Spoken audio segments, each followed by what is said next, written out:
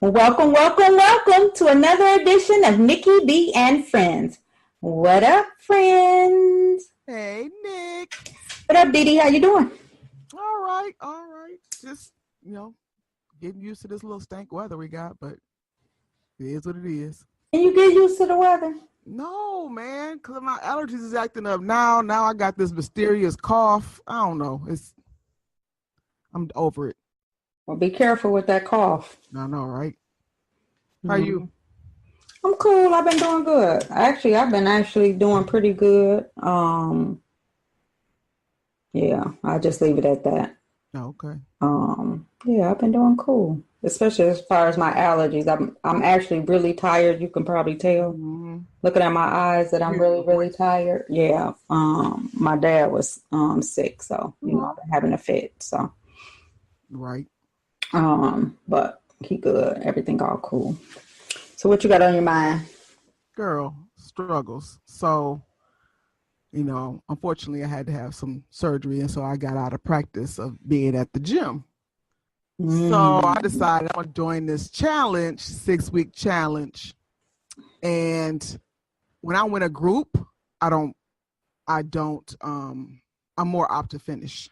Put it that way. Right. Y'all push each other. You can do it, girl. Come on, you can do it. Yeah. And you know how I make random friends. So yeah. Mm-hmm. So I'm like, okay, I'm gonna do this.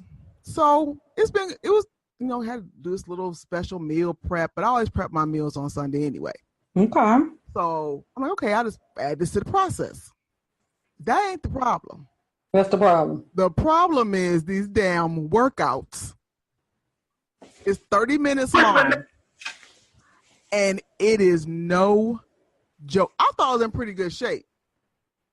I'm thicker than a Snicker, but I can still move. Right. Nick.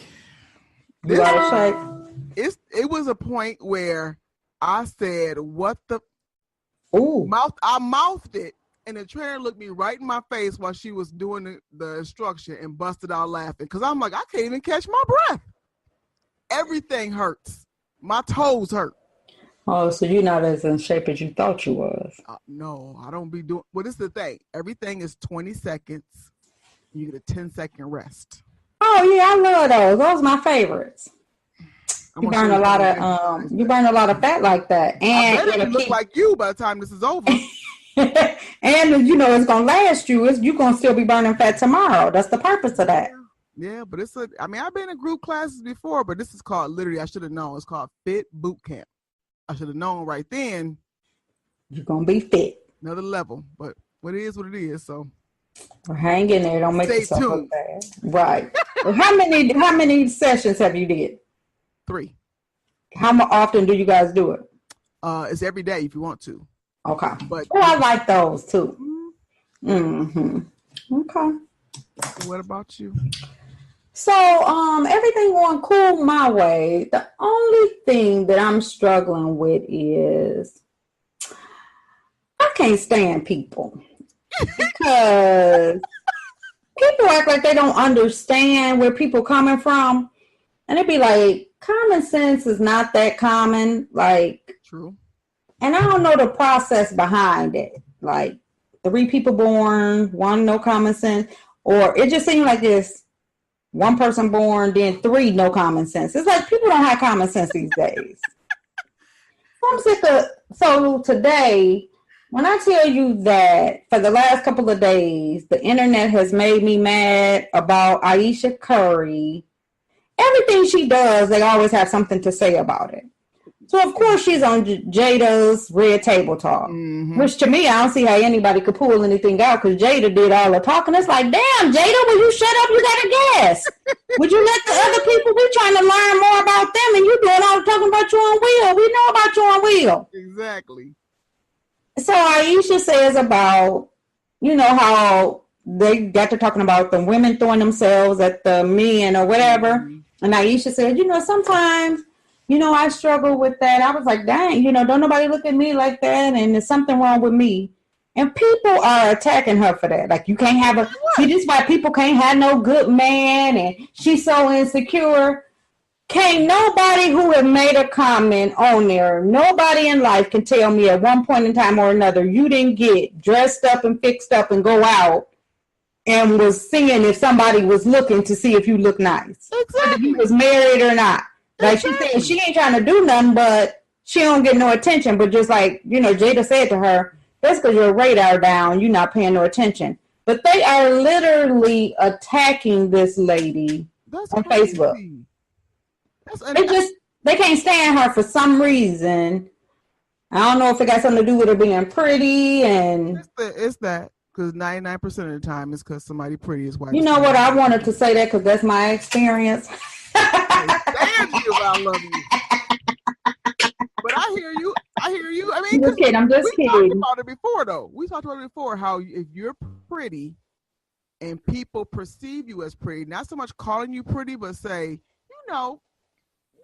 Nick, pretty Nick. Yeah. Right. Which is why I call you pretty Nikki. But anyway, and they'll hate on you for that comment that wasn't even made by you. Right. And they'll keep rolling with it.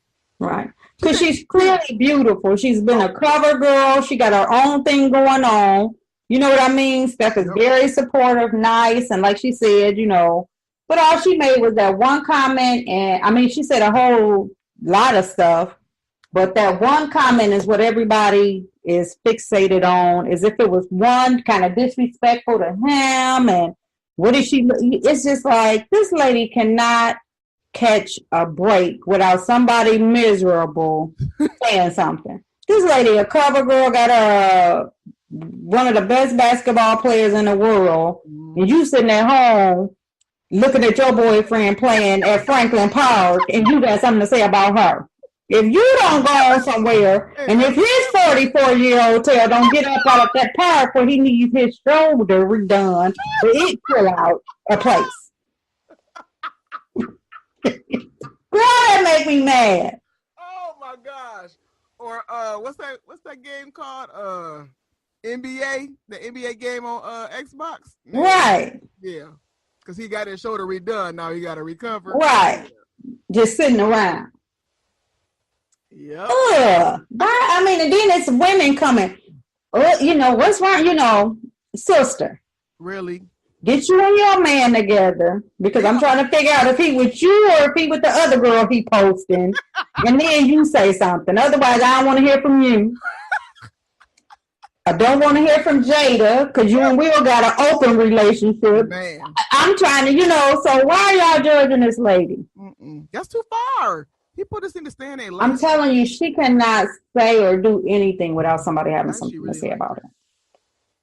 And then one more other thing that's been on my mind. Oh, shoot.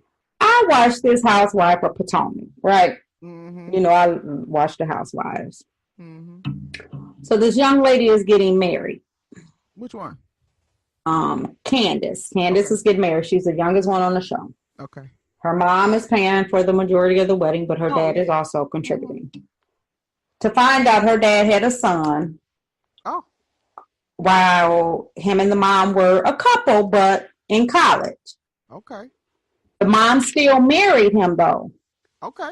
But the mama mad because she invited her brother. The girl has secretly been having a relationship with the brother. Oh my God. The lady's mad 30-something years later. What? Oh. What's wrong with you? Exactly. You need to be slapped in your face. Exactly. With a pound of bacon.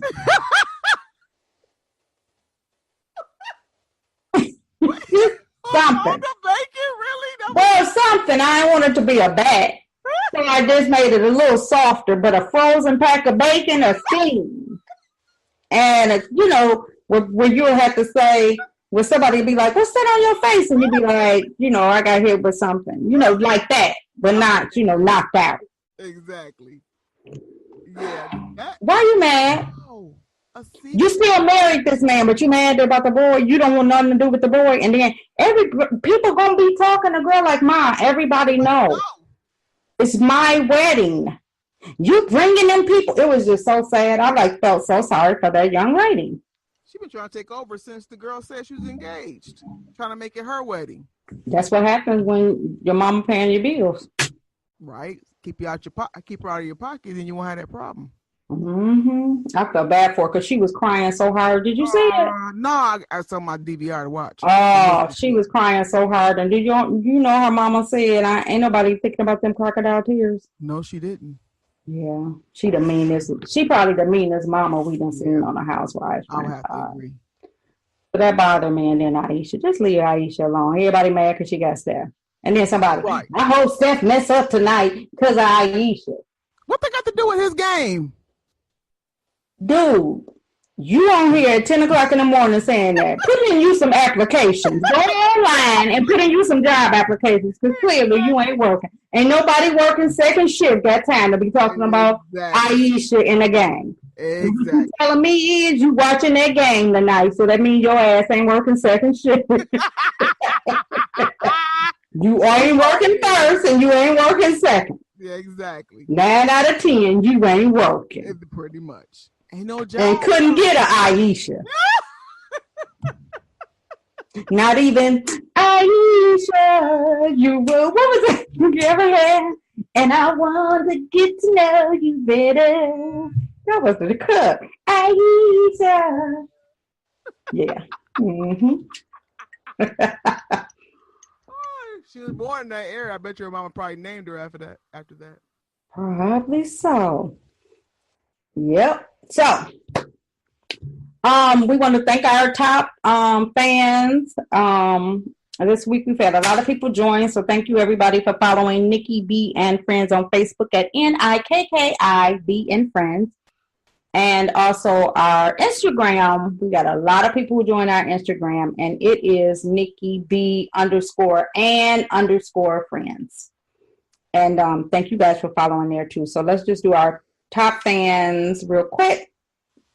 We got Katie Slavery, Ebony Singleton, Tracy Hillman, Crystal Abundanton, long name, okay. Aaron Page, Jessica Nicole, Isabel Soreno, and Rosa Chochado. Sorry if I mispronounced your name. We still appreciate you. So if you're not following our page, make sure you follow our page and comment, and then you can become a top fan, and then you get some little nothings. We just appreciate you. Maybe one day we'll give you something, right? So today this been a busy week, so I haven't posted a lot of questions, but I promise guys who put the questions out there, we're gonna get back to them. Okay. All right. So this episode, we're on episode 33. Woo, golf clap. And we're excited to be on episode 33. Our numbers are continuing to grow, so we appreciate everybody who's taking time to listen to us on iTunes or iHeartRadio or Spotify or YouTube or Castbox or did I say iHeartRadio and wherever else you can listen to a podcast. You can find us, Nikki B and Friends. Thank you. And, so tonight is what you say? Shout out to my daddy who always listen. Shout out, Pops. Yeah, shout out to Dee Dee's daddy who always listen. Shout out, Pops. And even though I talk about police officers, you know I love you.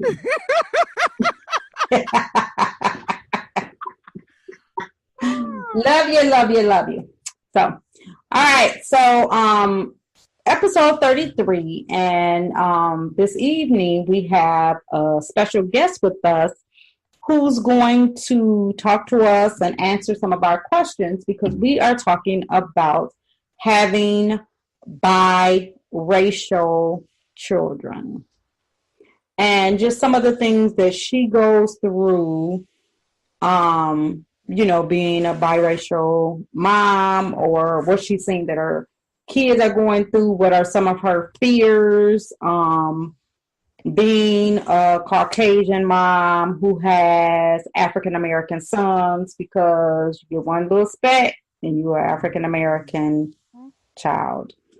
And so she's going to answer our questions. We're going to get into this conversation. I think this is really a conversation that is important to have and get a perspective from someone who's actually going, living the life, not just us talking about it, giving our opinion, having someone who is truly walking in those shoes.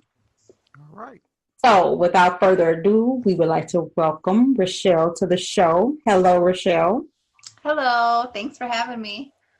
We are excited to have you on the show. So thank you for being a part of the episode 33.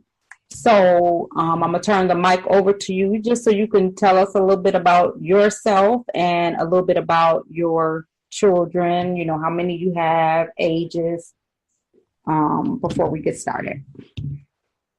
Okay, well, you already introduced my name, so obviously I'm Rochelle.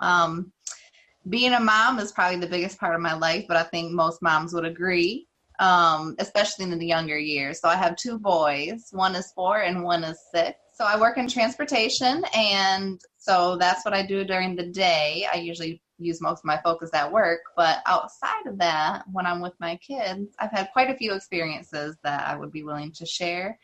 A lot of things happen, in sight, Okay. In person, in front of the kids. So most of the situations that bother me are in front of the children. Okay, so can we go back just a little bit? Because you have the children and they're biracial, so that tells me that there was an African-American man, there's an African-American man involved in your life. So did you get looks before the kids? Oh, yeah. Okay.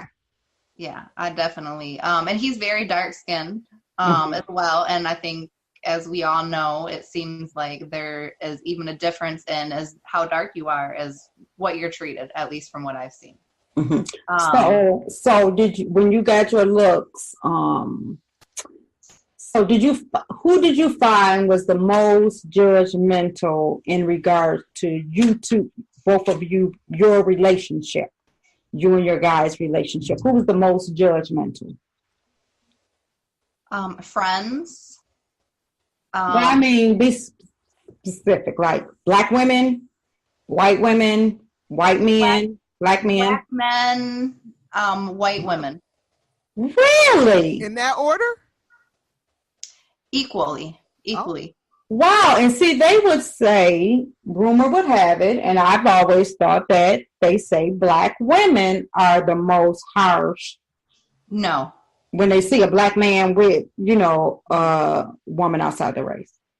No, I don't believe so. I think if there's an entanglement, meaning like he has other baby mamas that aren't fond of me, but one of them is white and one of them is black, and they're equally.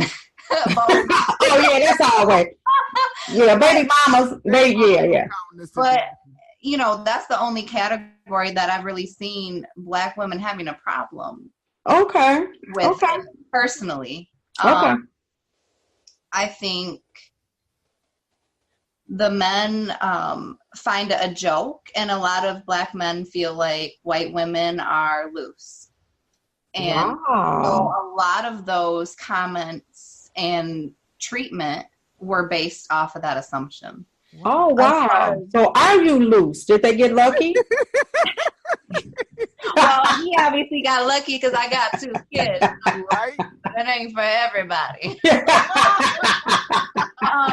He had to wait his long, courting and all that, Okay. So no, I am not. But,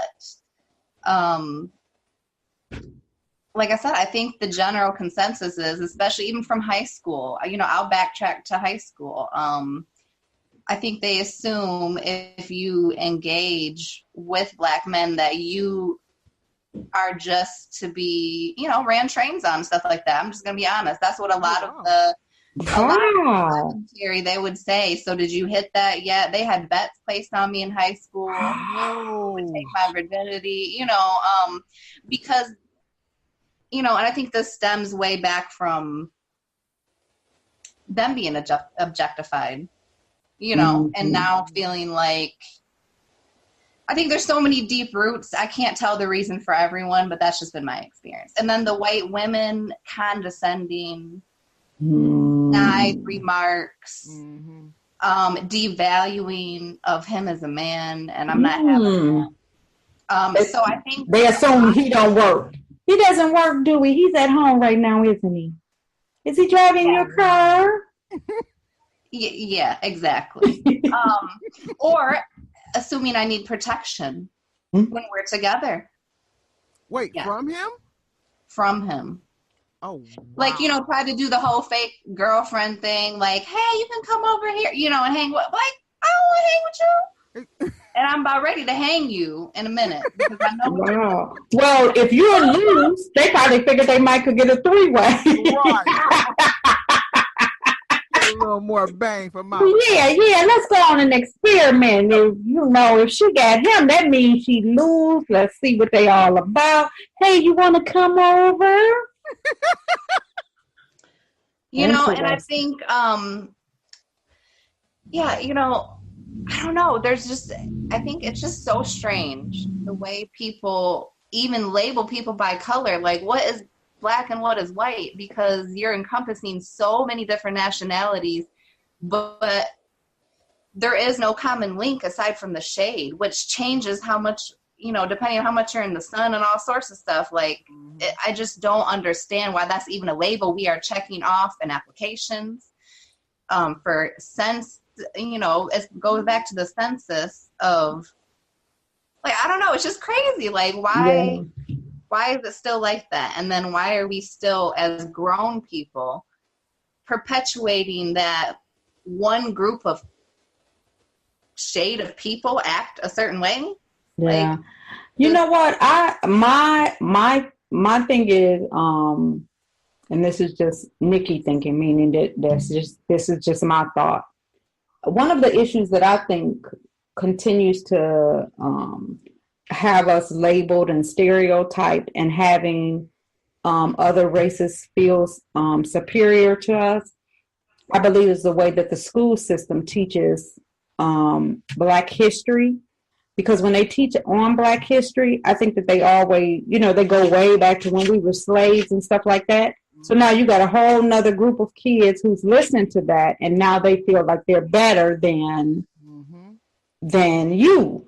And I think that Black history in schools really needs to be looked at, what they're teaching and how they're teaching it.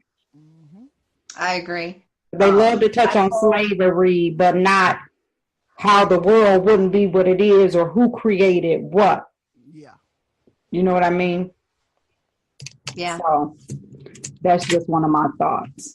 So now let's talk about your boys. So you got two boys. Have they noticed their race is different from your race? Yes. They've asked from a young age, why? Why do they look like they do? Why do I look like I do? And why does their father? Because, their father's really dark complected and I'm obviously really light complected, but they're in the middle. Mm-hmm. So, they asked, how did that happen? And, from a young age, I would just tell them, he's the coffee, I'm the cream, you pour them together and, that's what you get. That's cute. I like that. But as far as when school started, that's when he noticed the difference between my oldest, between him and other children. Mm-hmm. Wow. I ended up sending him to a charter school, which was my only choice at the time because I had to get the hip surgery or whatever. So I had to stay with my mom. But within that, there was not very many African-American students, not very many Hispanic students.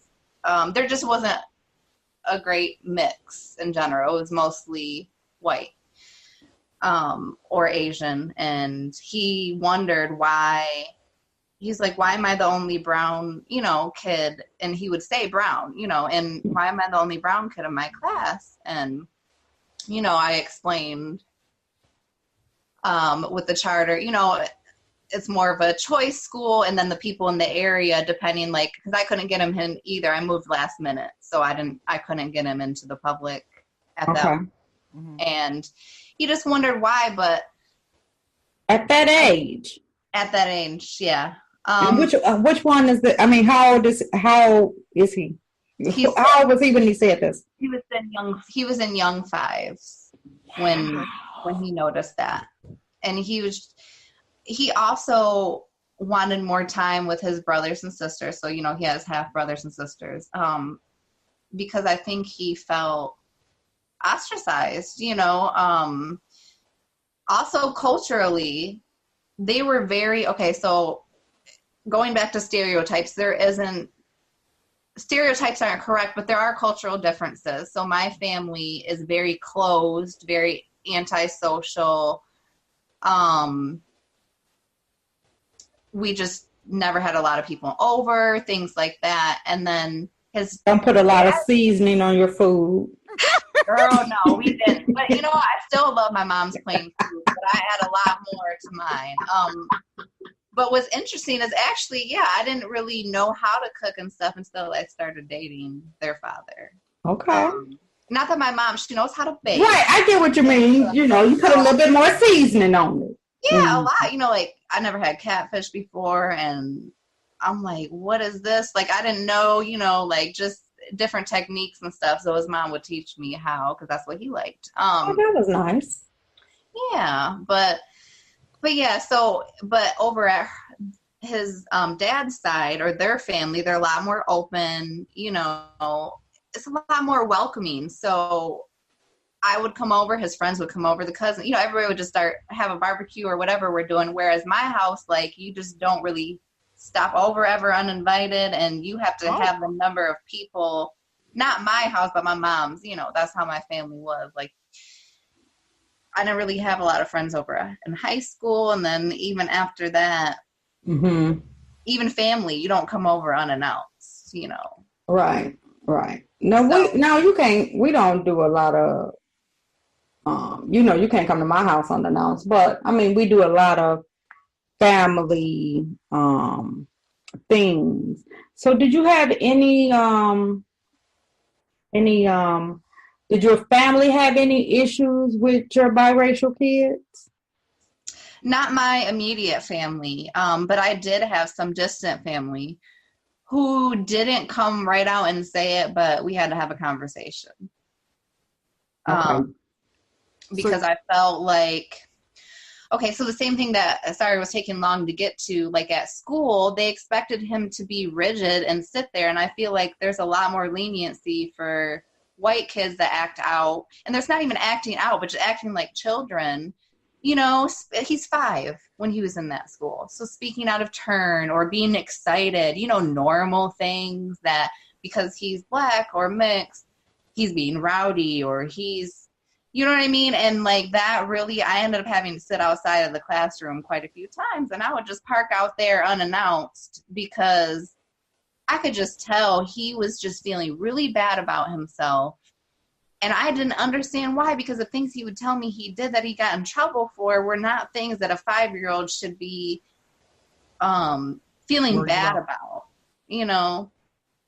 And so those were the differences. And, I think some of it, so my sister's a teacher, my oldest sister, and she finally told me, she was like, at first, students being louder because of how we grew up, it just was like, whoa, to her. And she said she actually had to make an adjustment to realize, like, that not everybody is the same or operates the same. That doesn't mean that they're doing anything wrong, I guess, is the best way to put it. So have you ever had to, like, call out a family member? Yes. Like, that they're making... Yes. So I don't want to say a specific family member. Yeah, we don't want you to. But in high school, I was told I was not allowed to date black men. And I had a problem with that from high school.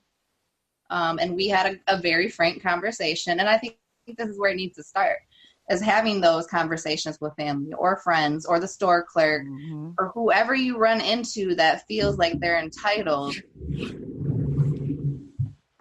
to exclude people, to treat them differently, to label them, to make assumptions, or even to talk out of turn just because they look different than you or you don't understand them. Right. You're saying that it happens, sorry to interrupt, but you're saying like how it happens in school. I think that that's just, I mean, I think that that's just a way of life because as a Black woman, you know, sometimes, you know, if it's somebody of a different race and she has a bad attitude, oh, that's just the way she is. Mm-hmm. If I come in and I'm having a bad day, what's wrong? And, you know, it's just 3 times, you know, as big as somebody else. And it's like, are you kidding me? Yep. It's like theirs is downplayed. Yeah, exactly. But that's really surprising to me to hear. It's not surprising, but then it is, because I do think that teachers do, you know, signal out. I've raised, you know, Black boys, and one of my Black sons is very outgoing and talking, and some of it is just like, are you kidding me? Like, this is what you're calling me? Like, this is what you're calling me for? So I want to know, so when you are out and got your boys, it's just, okay, so you and your boys, like dad's not there, just you and your boys. What kind of questions are you asked, or comments or things like that? Adopted? You said you had, right, I was about to say you said you had some scenarios for us. So I'm sorry, because I was talking, I interrupted you. What did you say? Oh, it's okay. No, they asked if they're adopted. Adopted? Doctors. No. Store clerks. You name it. In front of them? In front of them.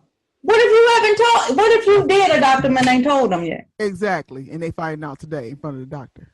This is why I wanted to come on the show, because I think a lot of the... Are you kidding me? No, I'm not. So when you asked me, I'm like, this is definitely something that I feel needs to be addressed, because it is not fair to these children. You can really hurt their soul and make them question their identity by having the nerve to have your curiosity blurt out.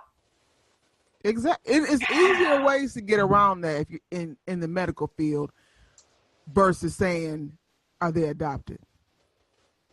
And they think half of them think it's cute. Like, it's funny. What? Like, I adopted my children. Like, oh, you're so nice to do that. Like, you took some little black boys in. You're a good person. And, you know, as a mom, I just want to gut them. Sorry. Exactly. Oh, I know that. I can only imagine how many times that you probably bit your tongue because you had your kids, but wanted to go back after you dropped your kids off and say, let me tell you something. Because that's very inappropriate. And ignorant. And so how many times have you been asked, are you the nanny?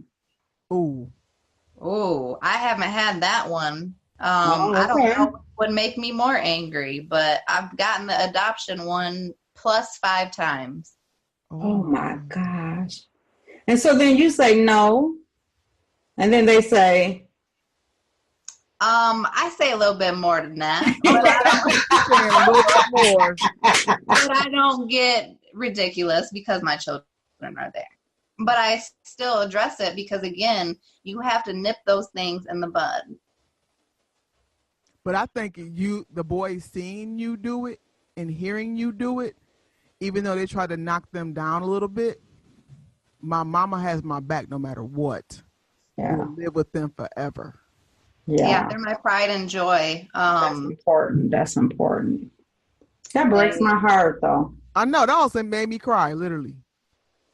I have. Oh, I'm sure. So have you had to have you're black and you're going to be treated a little different, you know, if you're outside playing and the police come, you got to do that. Have you had to have that talk yet? Not yet. I want to make sure it's collective when I have this conversation because they're such deep thinkers. I do not want to explain it while my son is 4. I want to wait till he's about 6 when he can really comprehend, and then I'll have the discussion all together as a family. But I also want to have the discussion with their father there, and he's in prison right now. But he'll be out at the end of 2020, and that'll be just about in time to have the whole conversation. And I think it's really important to have it as a unit. Agreed. And even, yeah, that's very important. And even just probably him, I don't know what he did, and I don't want you to say what what he's in prison for. Sure. But even just that, it could even be, just looking at Black women getting 6 and 7 years for using their father's address for a kid to go to school. These rich people paying the dean to go to college, and they getting community service. What? Yes. Like, it's so, like as much as we don't want to have these conversations, you have to have them.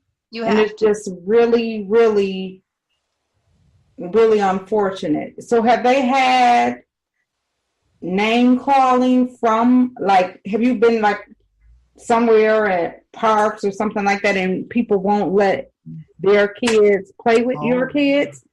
Oh, no, I have not. That's good. That's good. Thank goodness.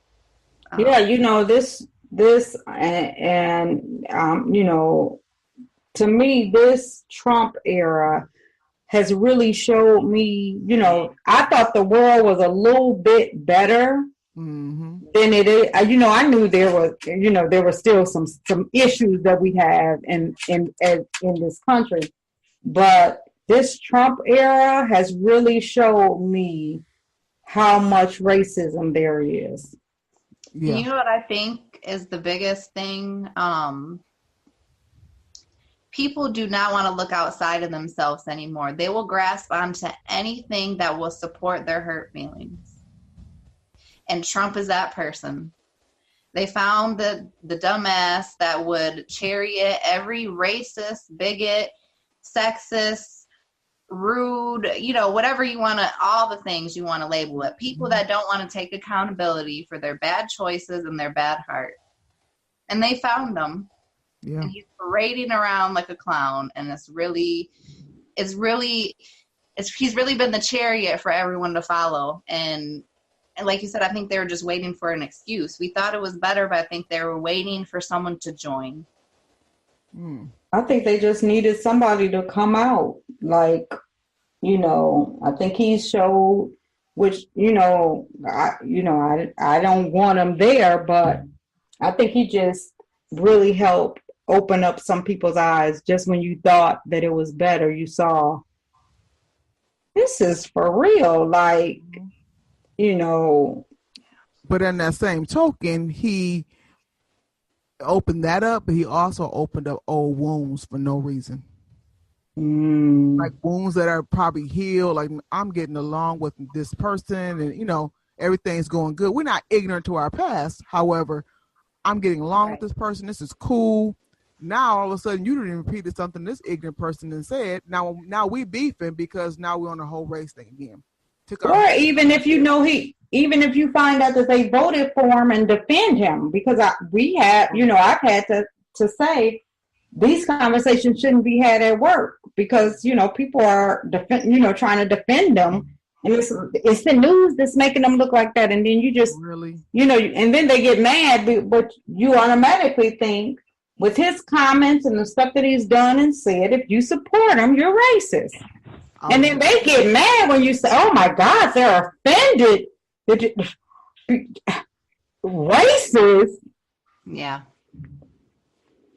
If you're not racist, you're the definition of it. Put it right.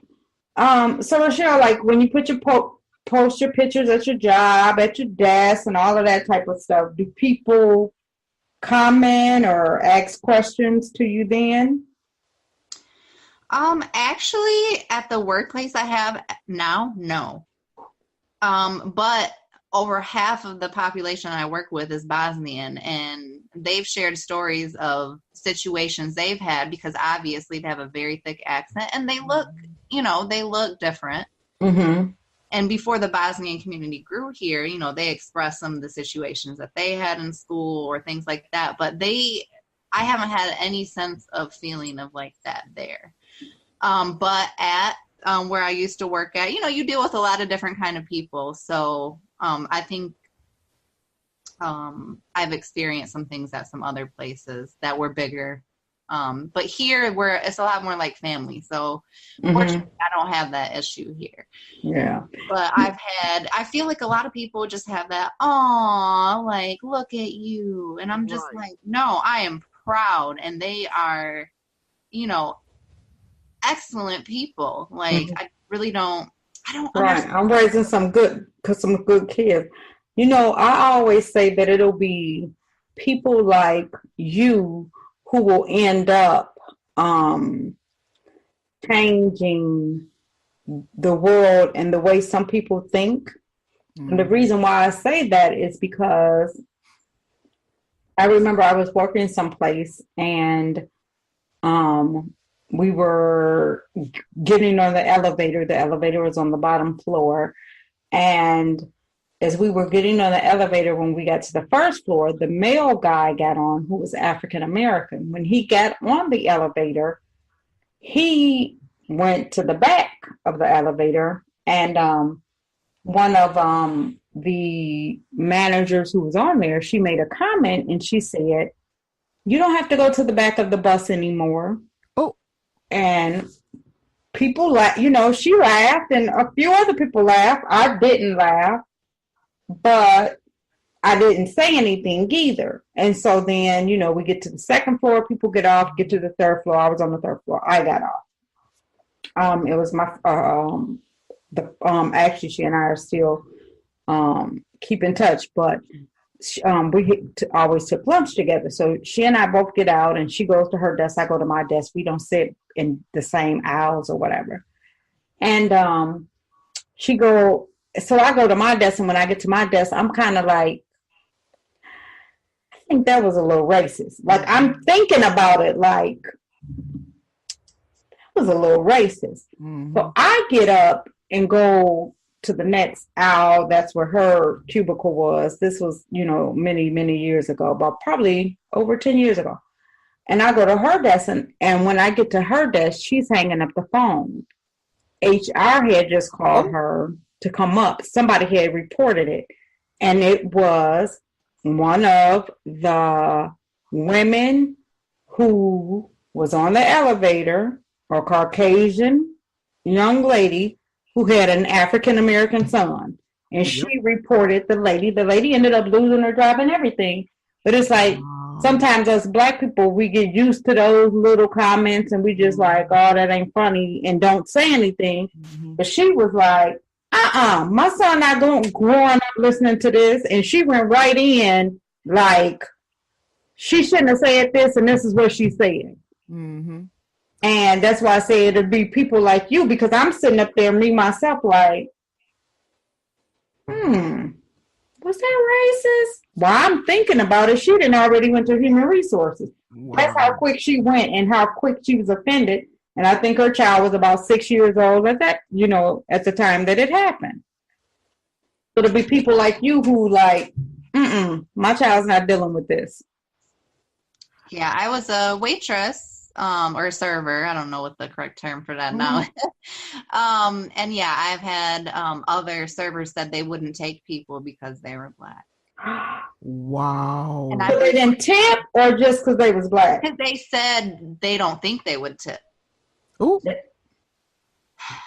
Well, and not in their defense. I don't want nobody. I had talked to a brother, and he said he felt the same way because they don't be tipping. You're so funny. Oh man! He had served a table of like 20. It was a girls' night out. He said they had him running around like I don't know what. And they gave him 56 cents. Tell him, keep the change. What? And he said he chased them out in the hallway. This was a Cheesecake Factory. He chased them out in the hallway and to give them that 56 cents. Because, you know me, I don't care. I asked, hey, it's a serious, people say, because I grew up with my dad and my grandma, and, we're the tippers. We tip. But, yeah. But, what made me upset too, because everybody has their jokes about who tip, who don't. And like I said, stereotype, who quiet, and rigid, and white people stiff, because half the time we are in hand dance and shit, We all have our funny and have truth. But when someone comes in to be serviced and they're on a date, how dare you make them wait any longer because you have doubts about what you're going to get? You picked a job of service. Right. You have no right to choose who you're going to serve. And the manager would allow them to say, I'm not serving that person? They were saying it amongst us, but I made sure I let them know. Mm-hmm. Were you at Denny's?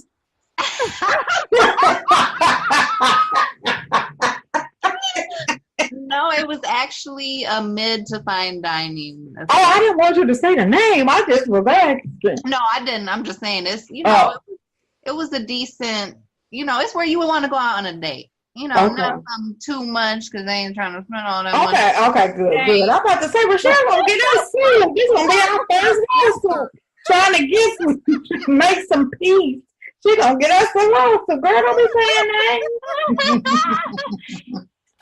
No, but they had bottle service. It was a nice little establishment. Have you ever gotten the comment, "Oh, she don't act like that because she got black kids"? No, but okay, I have got one thing which I thought was funny. The haircut, when I had my hair cut short, one long on one side.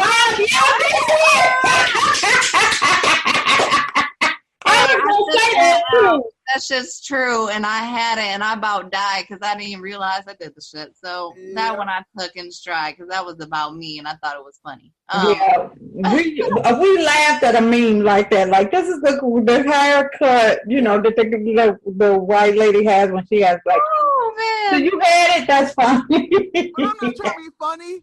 It is though. It is. That's why I'm saying I took that one because I didn't even. More women with biracial children or a black man that with that haircut than the people that originally came out with the haircut. Salt and pepper. I've seen more people with that. Oh my goodness. Yeah. I didn't forgot what the question was because you guys got me laughing so hard. I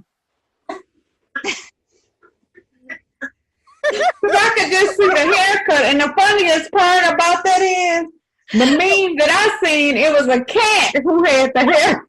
Yes. Oh man. Oh. Okay, so then let's get back to focus. So just tell us, give some advice to people who's in your situation, and then maybe some advice to people who come across people in your situation. What not to do. Don't say this. That's inappropriate. Besides the obvious. Never use racial jokes or slurs in front of your children. Oh, good. Let them see their father. Okay. If you're the white, I mean, either or, but especially if you're the white parent, let them know and see the other side of their family. Can they say the N word? Huh? Can they say the N word? My kids? When they get older. I would say no, not now. You get slapped, but when you get older, that's your choice. Can you say it? Can I? Hell no.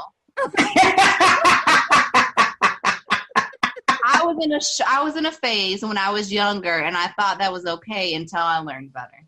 Okay. What you learned, though, that's all the part that matters. For a short period of time, when I was a lot younger, I thought that was acceptable. So I went to Ottawa. I was like the only white person there. And that word was used so much, even referring to myself. Right. As like a freshman or, around those, and probably until I got right out of high school, I had to, Tiffany helped me a lot with understanding. Okay. So were you an Indian or were you a bracelet? Indian. Okay. See, that's what I'm talking about. I knew she had to be an Indian. Okay. I went to Ottawa, Creston, and Central, but damn. I got a little trouble with, but that's not the Right, that's not this topic today. Okay. But I came originally, I'll try to make this short, but I came originally from the experience thinking I was the outsider. Okay. Because I got teased a lot for being white. So I thought like it was me, like I was having a hard time until I stepped out into the world and started dating their father. And then Tiffany and I got closer. She kind of schooled me a little bit on like reality, what's outside of high school, and what day-to-day life is like. But really, when I started dating him, I started to experience. Don't marginalize it. Listen. Let people that actually have experienced it. Now, I experienced it through them, and it hurts so bad because they're my children. But I still, if I'm not with them, I can walk outside or go anywhere and not have that affect me directly. That's true. And you know what? It's nice to hear you say that, because a lot of people don't, feel like they are treated any different. You know what I mean? Yes, and it's very true. So you need to let people who actually experience that on all levels in every situation explain it to them. Okay, so educate them. So tell people what not to say if you see someone with biracial kids. Don't ask me if they're adopted, because my scale is getting real short on accepting any more of those offers. Do not ask if they're adopted. Really treat them like people. I really just don't understand where you would treat a child with anything else but tender care and love. And that's it. And it ain't your business. Right. Stay in your lane, bro. Exactly. That's not your business. You adopted? No, that's not your business. Right. And it goes back again to that same nasty attitude of trying to turn Black people into a joke. Blackface, all that was marketing to try to make Black people look as less than, and it's not true. And how dare you? So just, if you don't understand, listen. Keep your mouth shut. That's what you can do. You can listen, and if you see something wrong, step in and say no. That's the thing. More people need to step in. So, can your kids dance? They on rhythm? They like to do a little bit of break dancing. Okay. Right. But I can dance really well also, but I'm kind of a goofy dancer, so they might have to get somebody else to help them out. And their dad do a little two-step side to side. That's about all you're gonna get from him. So they'll be okay. They got it together. So do they have a good relationship with both sides? Like, I don't know if their grandparents are living on both sides, but do they have a good relationship with their grandparents on both sides? Yes, they do. Aww. That's great. Yeah, it wasn't always as such, but that more stemmed from, you have personal issues, and then you finally realize that those don't really matter. The kids matter, So it was more issues between the father and I, not really family. They've always loved the kids and my family too. So yes, they have good relationships on both sides. Well, that's good. I think that's important, because that to me, they got a good extra benefit. You know what I mean? They get to learn both sides of the world and experience it, and but that helps solidify them in the world, right? I get acceptance from every color in my family. Mm-hmm. So acceptance is important, even at that young age, and that's why it just broke my heart when you talked about it at such a young age, because I know that my son in high school kind of went through it. He's in high school, and just some of the inappropriate things that he had to go through, that still amazes me, of how the school, they can figure out anything else. Now, if somebody posts a quick Instagram video of them rapping about "I hate N-words," there's no way you can tell me that they can't figure out who that is. Exactly. It ain't that serious. And that's just sad that you have these African American kids at your school and you don't make it important enough to go find them. You know what I mean? Yeah. It's very unfortunate. When you said are they adopted, my cousin who is of mixed race, she got that with her kids. So she's darker complected, but her kids are very light. She comes from a mixed race family, but she's married to a black man. But anyway, so someone asked her, "Are your kids adopted?" Her reply is, "Well, I love her." Are your parents related? Peter, myself. It was like without blinking. They had to like stop and like, what the? Right, keep it moving. That's right. Yeah, I want to know what I said real quick. I don't know if I can say the V word, so I'll just keep it there. But I said, they came out of my V. Thank you very much. And that about summed up the conversation. I mean, it's just anatomy, so maybe it was a little inappropriate in front of the kids. But I mean, that's where you can't, I told them where babies came from. And, yeah. Let me educate you real quick.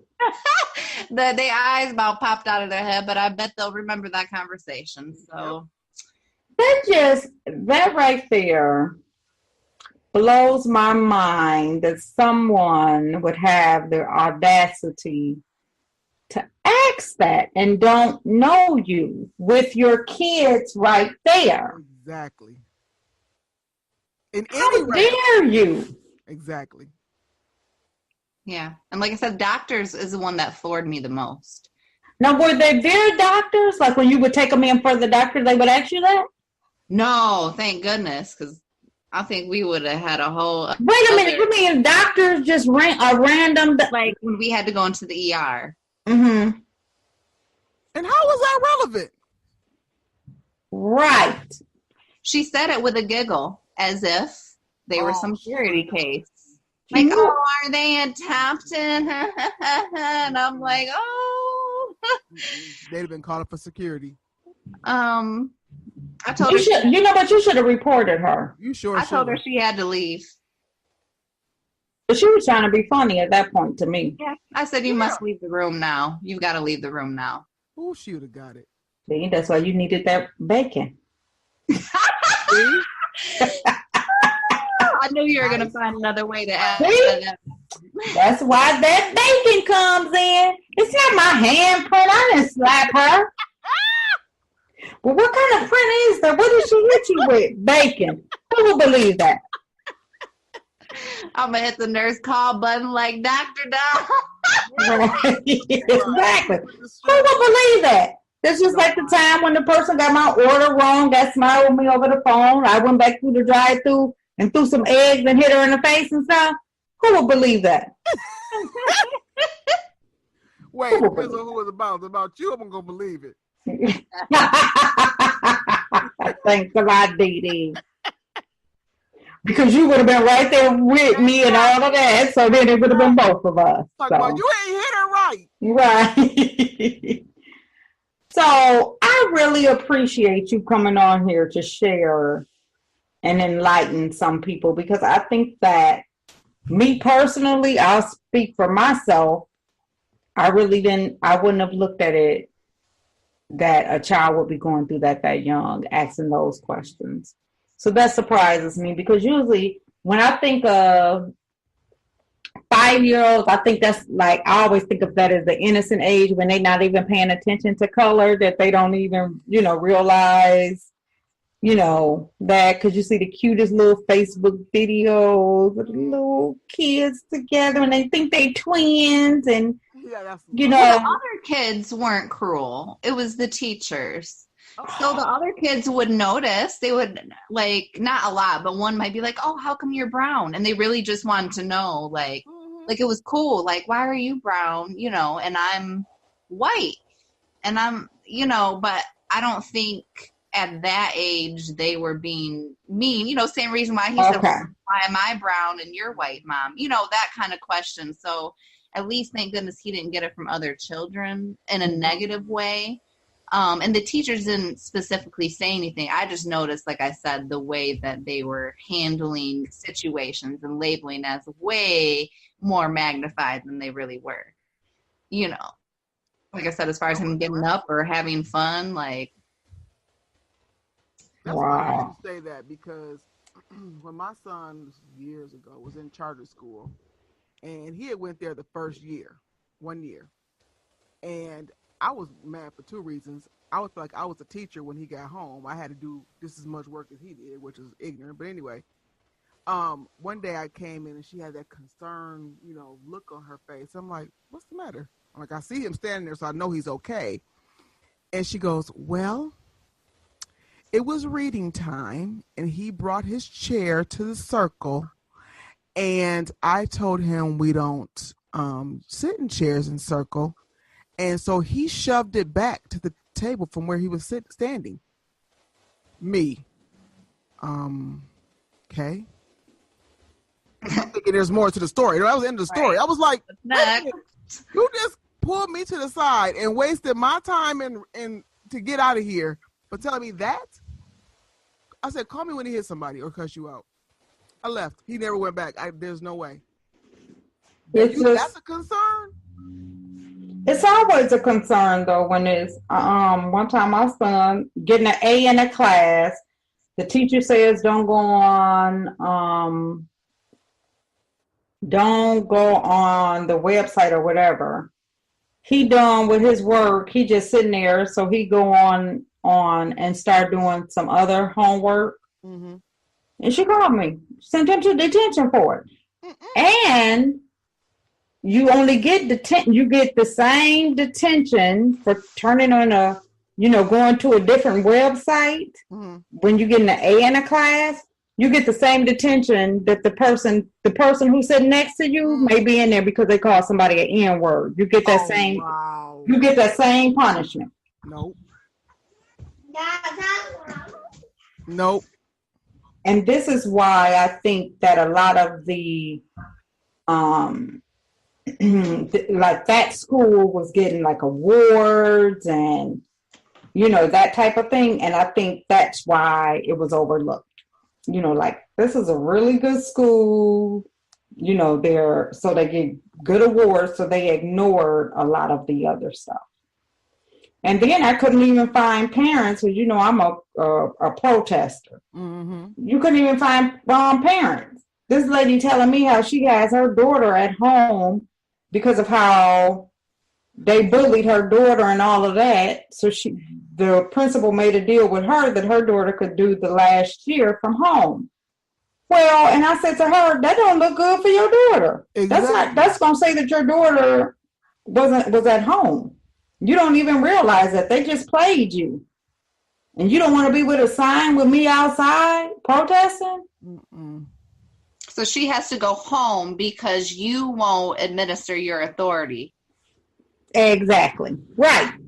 So we'll agree with you. She could just do her stuff from home since she can't take it. And, like I say, when you go to a lot of high schools, you do. I don't care what anybody says. You go into the high school, what do you see?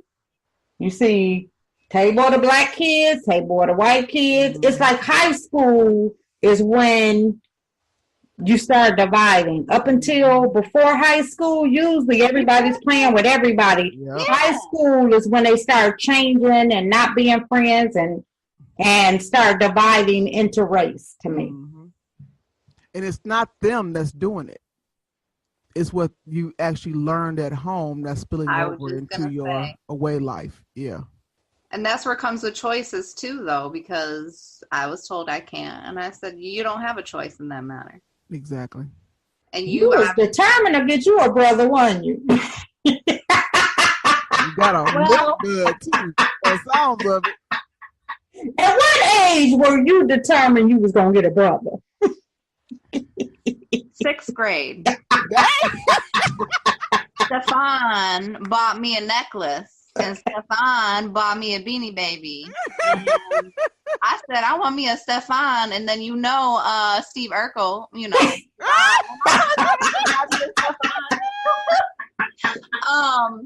honestly, though, I'm never the pursuer in dating, so just a lot of white men don't pursue me. That's what it really comes down to. Look at that haircut. The haircut.